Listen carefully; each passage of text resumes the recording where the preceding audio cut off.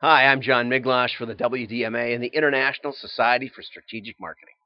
If you go over to wdma.org, you'll see the location and time of the presentation that we're doing in Minneapolis next Thursday. So I encourage you to go to wdma.org. It's in the upper right. It's real easy to spot. You can register your name and come. It's free, but it's wonderful. It's one of those things in life that are enormously valuable while being free. Okay, now we're going to talk today. We covered the break-even analysis a little bit, and we covered lifetime value a little bit. But now we're going to try bringing them together, also with the idea of the bathtub dynamics that John Worth came up with, and see how that can make things work.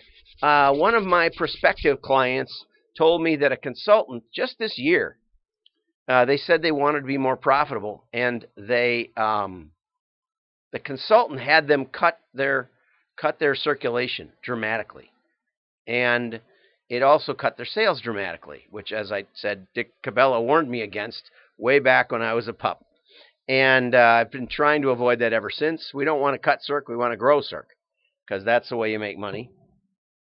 Anyway, while they were in the process of talking with this other consultant, he said, well, you can't have both growth and profit. And I think that's a pretty sound perspective. I think that's why a lot of people go out and raise venture capital or borrow a lot of money in order to grow and figure that when they grow, they'll pay it back. But it is possible. Okay, so we're going to talk about that now. Again, this is from my Reigniter course. And so if you've signed up for that, I encourage you to get through to this third module where the tools are located. Now that we know about scoring, how can we apply this to your actual marketing? And that was the 5, 4, 3, 2, 1. We did a talk on that too over in the basics, in the initial basics class. Okay, so now if you remember that story about Daniel Smith, where the digital marketing kids, not only were they not making any money in acquisition, which is not uncommon, but they were acquiring, by doing lots of sale offers and things, they were acquiring customers that didn't match our profile, didn't understand the quality of our product, and they really were undermining our entire brand. And so then we checked up how they did in the subsequent years. This was in 2012, and they were in 2000. We compared them with 2008 customers, which was a kind of a shaky year. And the 2008 were 4 times more profitable. Now, that has implications, just like an election. You know, it's not that much different the next day, but 4 or 5 years later, it can make a big difference in how things are running. Okay, so that's what happens with lifetime value. Okay, and the return on customer acquisition is what drives this concept, right? Don't tell me about the clear sky in Mesa, Arizona. 80 degrees. I hope you roast.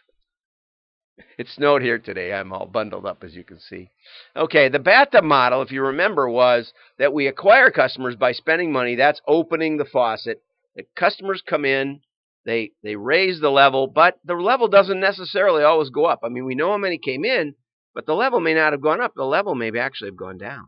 And when that level's going down, what does that mean? That means you're losing them faster than you're bringing them in, or you're bringing in lower value than you're replacing them with, which is, Travis Seaton did a wonderful talk that I think I hinted at, where he showed that sometimes digitally acquired customers are worth dramatically less downstream. That was exactly the case in Daniel Smith.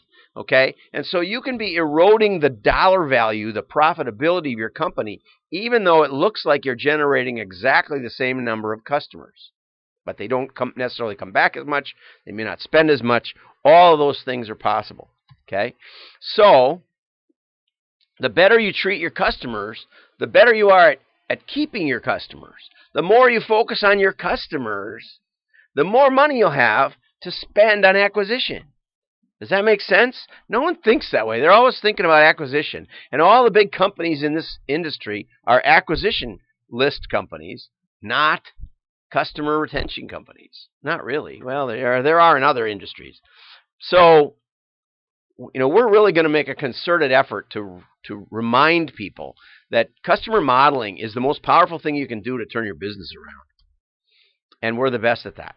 Okay, lifetime value was invented in the term life business, and basically they want you to quit. Okay, break-even analysis. Remember the break-even analysis? Now we're going to go over here and look at break-even analysis. Okay, so this is the break-even analysis that we showed you before. We have about 8 key variables. We don't really know. We know the number of pieces mailed. We don't know the response rate. We know the cost per piece. We don't.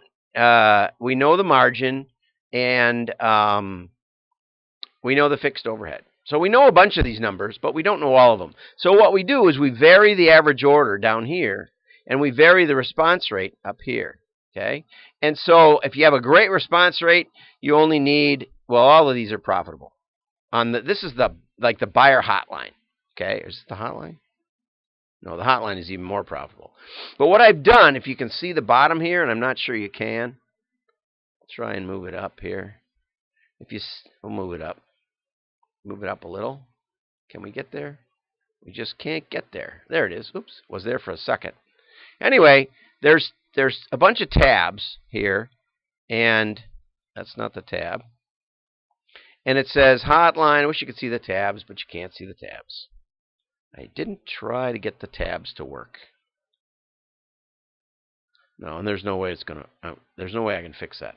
Okay, so there's a hotline tab. This is the hotline. There's a buyer tab. There's a house file tab, and you can see that the profitability is getting less. House file is non-buyers, but they inquired or they registered or they subscribed for your newsletter or something. Okay, here's the rented names, and they need a $115 average order at an average response, but at a low response, we got high, medium, low. At the low response, they're going to need a 220 or 30. This is how I told Blockbuster what they were going to do. Didn't make a bit of sense. I just put their numbers in, and they said, "Well, we don't want to hear that." And I said, "Well, which number do you want me to change?" And they didn't have one that they could change. Okay, so then what we do? Okay, so we've got our break evens. These are historical, not hard. And then what we do is we look at the list analysis over here.